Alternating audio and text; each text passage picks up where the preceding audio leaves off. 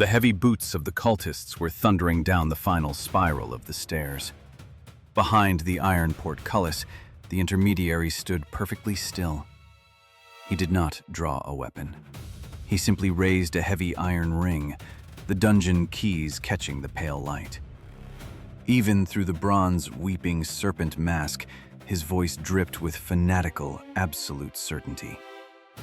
"Surrender the token," the masked man purred, "or the old god rising from the abyss will grind your bones to dust."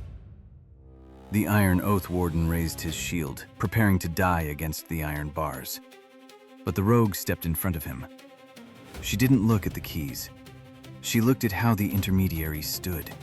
The slight shift of his weight to the balls of his feet. The exact angle of his elbows, hiding the poisoned throwing darts in his sleeves. The warden saw a stranger, but the rogue, she knew that stance. She had been beaten black and blue, learning it in the fighting pits of the Serpent's Coil. The intermediary opened his mouth to speak again. He never finished the sentence.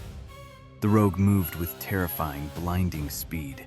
She didn't negotiate. She reached completely through the rusted bars, her hand clamping over the bronze serpent mask. With a guttural snarl, she violently yanked the man forward, slamming his face into the cold iron gate. Before he could even raise his hands, her curved blade slid perfectly between the leather plates of his armor, piercing his heart.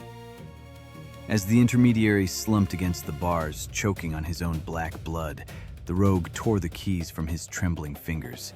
She slammed the heaviest iron key into the lock. The mechanism screamed in protest, and the warden heaved the portcullis upward just as the first wave of cultists spilled into the stairwell behind them. The party threw themselves through the archway into the darkness beyond, but as the heir raised his lantern, they realized the floor beneath them had simply vanished.